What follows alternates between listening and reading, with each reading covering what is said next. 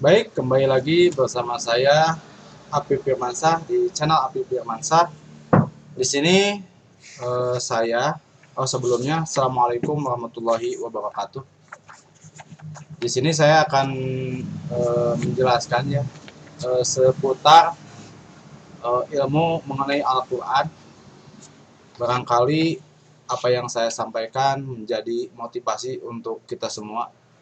Kebetulan sekarang ini masih di bulan Syawal ya, yaitu sekitar tanggal 18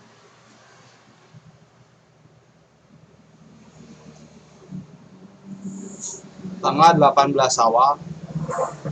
Sebelum Syawal, yaitu bulan suci Ramadan, di bulan suci tersebut diturunkan Al-Quran. Dengan Al-Quran tersebutlah maka bulan Ramadan menjadi bulan yang mulia di antara bulan-bulan yang lain. Maka begitu juga kita selaku umat muslimin akan lebih mulia jika kita senantiasa berinteraksi dengan Al-Quran.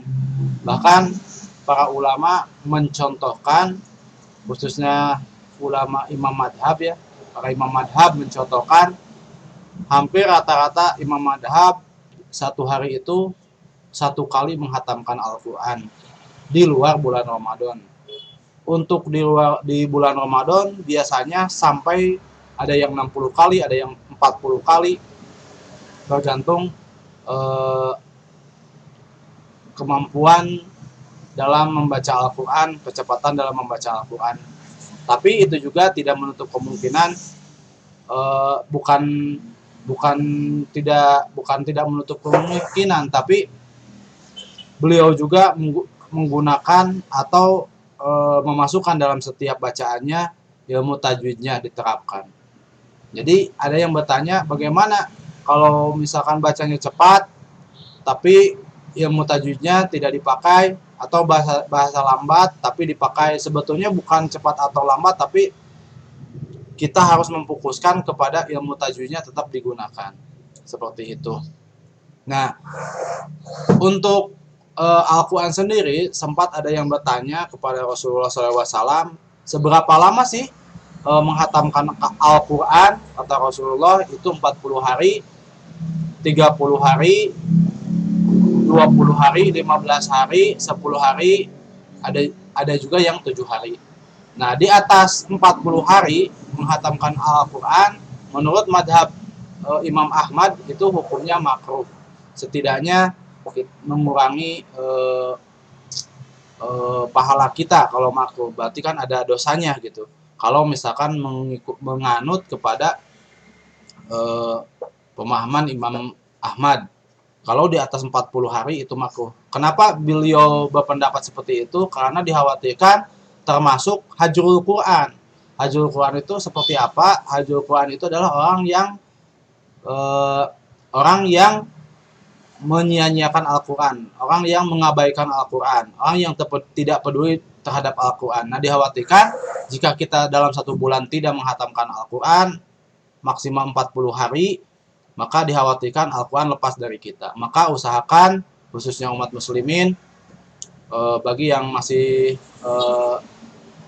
jauh dari Al-Quran, yuk kita cepat-cepat kembali, jangan sampai Al-Quran meninggalkan kita, karena Al-Quran akan menjadi syafaat, akan menjadi penolong kita kelak di yaumil akhir.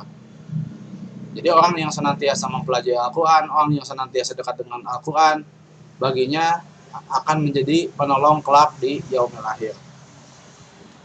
Nah, jika kita iman terhadap Al-Quran, maka seyogyanya umat muslimin harusnya standarnya itu satu hari satu juz beliau membaca Al-Quran. Bagi yang masih terbata-bata, tidak usah patah semangat, karena terbata-bata juga nilainya tidak kalah dengan yang sudah lancar. Maka bagi yang terbata-bata, teruslah memohon kepada Allah untuk memudahkan kita untuk membaca Al-Quran, karena tanpa pertolongan Allah kita akan sulit dalam membaca Al-Quran. Maka perbanyaklah berdoa kepada Allah agar kita yang masih terbata-bata khususnya dimudahkan oleh Allah dalam membaca Al-Quran. Biasanya standarnya ya kalau yang sudah lancar itu 30 menit, kadang lebih, kadang ada yang 1 jam, ada yang 2 jam. Sebetulnya kalau kita mengorbankan waktu dalam 24 jam, khusus 1 hari untuk Al-Quran, khusus 1 jam untuk Al-Quran, maka setidaknya bisa kita membaca Al-Quran 1 juz 1 hari. Maka tidak ada alasan untuk kita eh, abai terhadap Al-Quran. Mudah-mudahan ini menjadi pengingat bagi saya juga supaya senantiasa membaca Al-Quran, mampu istiqomah dalam membaca Al-Quran, syukur-syukur bisa sampai 2 juz 3 juz per hari. Demikian yang bisa saya sampaikan. Barangkali ada pertanyaan, silahkan diskusi eh, di komentar ya, atau barangkali ada yang mau menambahkan, silahkan.